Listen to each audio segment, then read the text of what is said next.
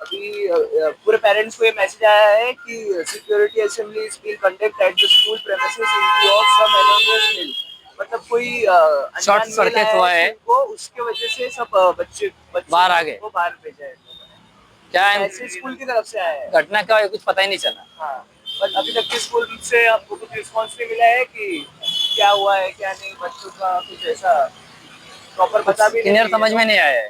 हाँ, कोई बोलता शॉर्ट सर्किट हुआ, कोई बोलता क्या बम कोई विकट बोल रहा हुआ, है बम है करके, कोई कुछ ऐसे अफवाह आ रही। तो इससे अपने को पता चले कि रियल में क्या है। नाम क्या बचा? मजहर शेख, मेरा भतीजा पढ़ता है यहाँ पे, दिनान शेख।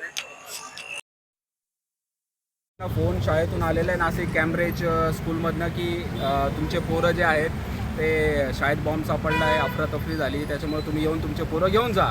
पण ही शाळा म्हणजे इतकी बेजबाबदारपणे अशी काम करते, पोरांना डायरेक्टली रोडावरती सोडून दिला, पालक धावत येत आहे, घेत आहे पोरांना, आणि त्यांचं कुठलंच हे नाही, रोलच नाही आहे. आणि आता आम्ही जेव्हा प्रशासन या शाळेतल्या मॅनेजमेंटला विचारायला गेलो तर शाळेच्या मॅनेजमेंटवाल्यांनी सिक्युरिटी ऑफिसर जे आहेत त्यांना पुढं करून दिलं की बाबा तुम्ही बोला त्यांना आणि जे काही राहील उद्या.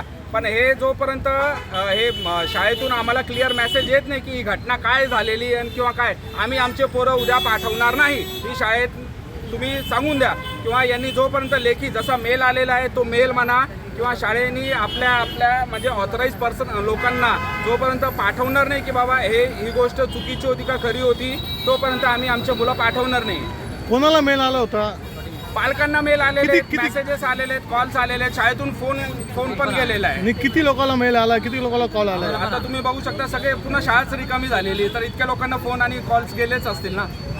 आणि आजूबाजूच्या एकमेकांच्या क्लासच्या मुलांनी कोणी सांगितलं शॉर्ट सर्किट झाला, काय झालं नेमकी काही न्यूजने कोणीच काही सांगत नाही, डिक्लेअर पण करत नाही. सगळ्यात मेन म्हणजे त्यांनी काय होतं काय सांगायला पाहिजे होतं, काय गाईडलाईन पोरांना पालकांना डायरेक्ट पुन्हा ते बरेच लोक बाहेर आले. याच्यामध्ये किती मुले जखमी झाले, काही जखमी झाले का कोणाचे? माहित नाही सर, पण जे ड्रेस खराब झालेला आहे त्याच्यावरनं असं वाटतंय की बाबा पोरं पडलेले आहेत. कारण की आता बघा कोणी पण असं पोलिसांना बघून पोरं पळायला त्यांची पळापळ झाली आहे. त्याच्यामुळे पोरं पडले असतील किंवा नसतील पडलं हे अजून शाळेने कुठल्याही प्रकारे स्पष्ट केलेलं नाही आहे. जे कॉल्स गेले ते खूप म्हणजे आता माझा भाचा आहे इथं, मी नाशिक रोडला, माझ्या बहिणीने फोन केला की अरे दादा असं झालेलं आहे. ती पण येत होती, मी पण आलो इथं, तिच्या आधी मी पोहोचलो आणि आता कळतंय की बाबा तो पोहोचलाय, सुखरूप घरी पोहोचलेला आहे. तुमचं नाव? हरीश राजपूत. मी नाशिक केम्ब्रिजची उपमुख्याध्यापिका विजया रहाणे. 10:30 वाजता आम्हाला मेल आला. त्याच्यानंतर लगेच तात्काळ शिक्षकांना आवाहन करण्यात आलं की मुलांना सुरक्षितरित्या मैदानावरती आणून उभं करणं.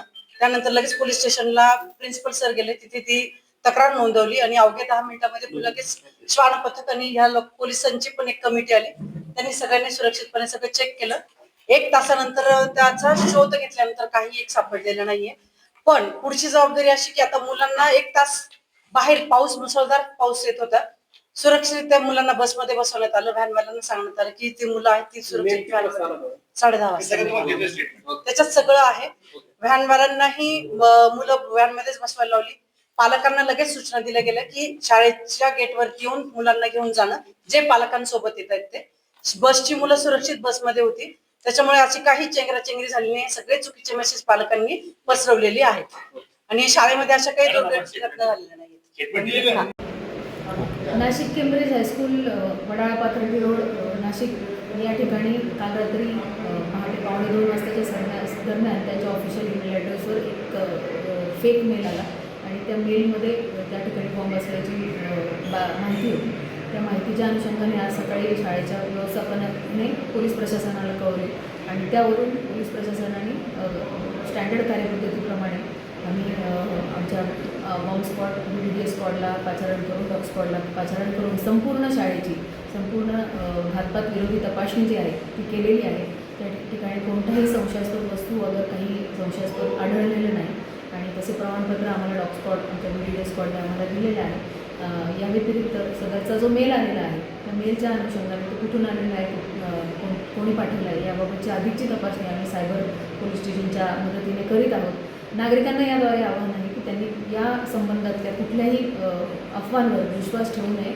आता त्या ठिकाणी पूर्ण सुरक्षेचं वातावरण आहे. नागरिकांनी पॅनिक होऊन जाऊ नये. धन्यवाद.